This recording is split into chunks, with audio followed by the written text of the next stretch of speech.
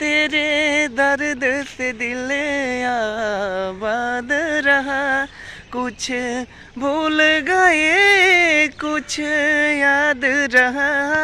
खेसारी लाल का ये गाना मुझे बहुत अच्छा है। आज दिल ना लगाई हा फिर जानी आई हा। चलो भोजपुरी सैड सॉन्ग सुना दे रहे हैं कि हम पाके तोहरा के दुनिया भुलाइनी, तू हमके भुला गइलू हो। हमर जान लेके जान कहवा चल गइलू जान हो। तो आ जाओ भाई, आज सिर्फ सैड सॉन्ग का बौछार करेंगे। जल्दी से वीडियो को शेयर कर दो, फॉलो कर दो, सब्सक्राइब कर दो, एकदम आगे बढ़ा दो, गर्दा उड़ा दो। आज सिर्फ गाना गाएंगे तो दिल के बीमारी वाले लोगों को, इश्क वाले जिसको छोड़ के गई है ना और गाँव में लेके ढोरे है ना, वही सब गाना सुना रहे हैं आज। एकदम तो एकदम जुड़ जाओ और वीडियो को शेयर कर दो। तो आ जाओ। तेरे दर्द से दिल आबाद रहा, कुछ भूल गए कुछ याद रहा, कुछ याद रहा। तो आ जाओ। भोजपुरी भी सुना रहे हैं यार। भोजपुरी यार क्या कमेंट करते हो यार कि भोजपुरी नहीं गाते। गा रहे हैं भोजपुरी तो हम गाते हैं यार। चलो भोजपुरी सैड सॉन्ग सुना दे रहे हैं कि हम पाके तोहरा के दुनिया भुलाइनी, तू हमके भुला गइलू हो। पाके तोहरा के दुनिया भुलाइनी, तू हमके भुला गइलू हो। बीच रहिया में हो, बीच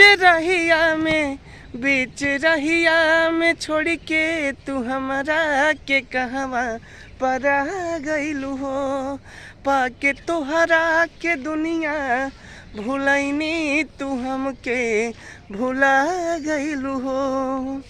ठीक है, इसके बाद और भी सुना रहे हैं और कमेंट करके बताइए आप लोगों का कौन सा गाना अच्छा लगेगा क्या, तो अब ना सुनाएंगे। कमेंट में बताओ, जो कहेंगे आप कमेंट में वो हम गा के भेजेंगे, फिर आप लोगों के पास पहुंचेगा। तो वीडियो को फॉलो कर दीजिएगा, सब्सक्राइब करिए, तब तो आपके पास पहुंचेगा ना भाई। तो कमेंट करके बताइए कौन से गाना सुने, और अपने मन से तो जो सुना रहे हैं वो सुन ही रहे।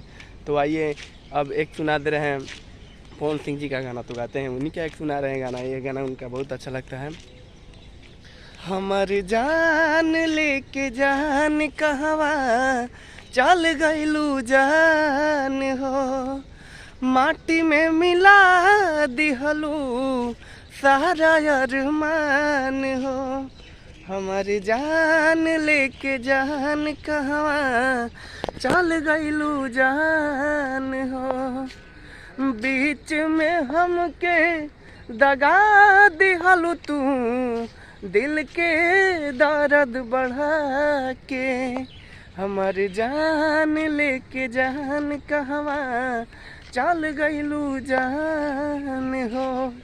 तो और भी जो गाना है कमेंट करके बताइए कौन सी गाना सुनना है। एक से काल धातु उड़ा देंगे गर्दा, बस बताइए। तो और खेसारी लाल का भी गाना सुनेंगे, वो भी स्टार है भाई दोनों, तो उनका भी हम सुना देंगे गाना।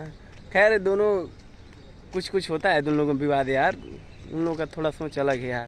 गाते भी हैं लोग तो काला तो है तो अच्छा लगता है, मुझे भी सबका गाना अच्छा लगा। खेसारी लाल का ये गाना मुझे बहुत अच्छा है। आज दिल ना लगाई हा फिर जानी आई हा, आज दिल ना लगाई हा फिर जानी आई हा। तब जा जा जा जान भुला जाई हा, तब जा जा जा जा जा जा जान भुला जाई हा। हमरा प्यार के बदला में बोला का दिल बाड़ू हो, तू जब दिल बाड़ू हो त दगा दिल बाड़ू हो। क्या दर्द है यार सही में, प्यार के बदला क्या दियो, जब भी दियो दगा दिया ना भाई। तो एकदम लग जाओ और बताओ कि क्या सुनना है भाई, कमेंट में हम गा के फिर आपको सुनाएंगे। वीडियो को लाइक कीजिए, कमेंट कीजिए, शेयर कीजिए, फॉलो कीजिए, तब तो आपके पास वीडियो भी पहुंचेगा। और कमेंट में बता दीजिए क्या सुनेंगे आप लोग, वो हम गा के सुनाएंगे। एकदम थैंक यू, वीडियो को शेयर कीजिए। थैंक यू, नमस्कार दोस्तों।